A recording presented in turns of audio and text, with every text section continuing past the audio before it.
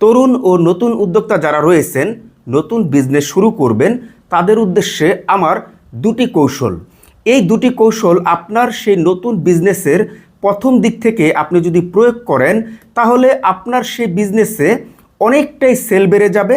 তার পাশাপাশি আপনার সেই বিজনেসে অনেক গুণ কাস্টমার বেড়ে যাবে, আপনি যদি জাস্ট এই দুটি কৌশল আপনার সেই ব্যবসায় প্রয়োগ করতে পারেন। তো আসুন আমরা জেনে নেই সেই দুটি কৌশল কি। এক নম্বর যে কৌশলটা রয়েছে সেটি হচ্ছে আপনার ডেকোরেশন।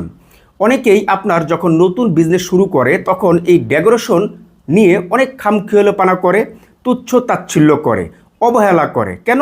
আরে ডেকোরেশন একটা হলেই হয়, আমার দোকানে তো মাল রয়েছে, তাই না, আমি তো মাল উঠাবো, ডেকোরেশন দিয়ে কি করব।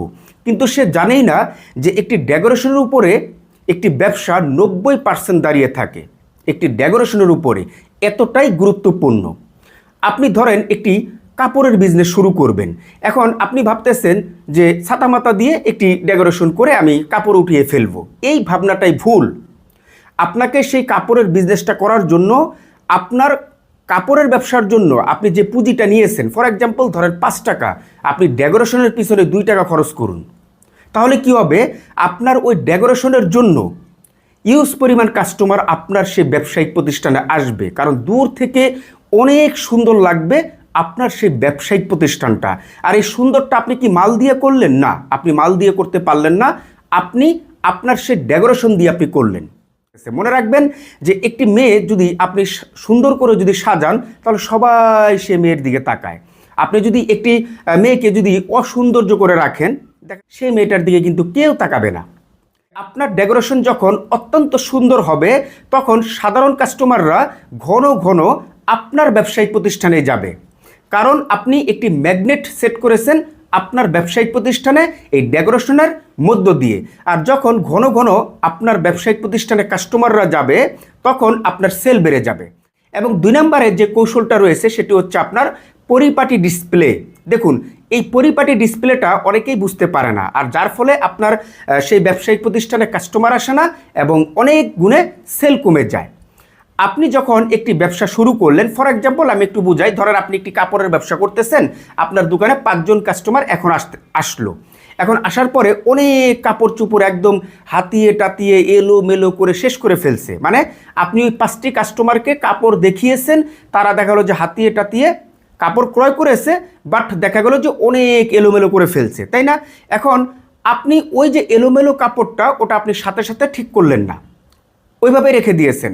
এখন এই 5টা কাস্টমার যখন আপনার চলে গেল ক্রয় করার পরে বা দেখার পরে, তখন আরও 5টা কাস্টমার বা 2টা কাস্টমার তাৎক্ষণিকভাবে আপনার সে ব্যবসায়িক প্রতিষ্ঠানে ঢোকার পরে দেখলো যে আপনার এই কাপড়গুলি এলোমেলো, তখন কিন্তু সে বের হয়ে চলে যাবে, মানে তার কাছে ভালো লাগতেছে না। হ্যাঁ, কারণ আপনার ওই যে এলোমেলো কাপড়গুলি দেখে। তাহলে আপনাকে কি করতে হবে?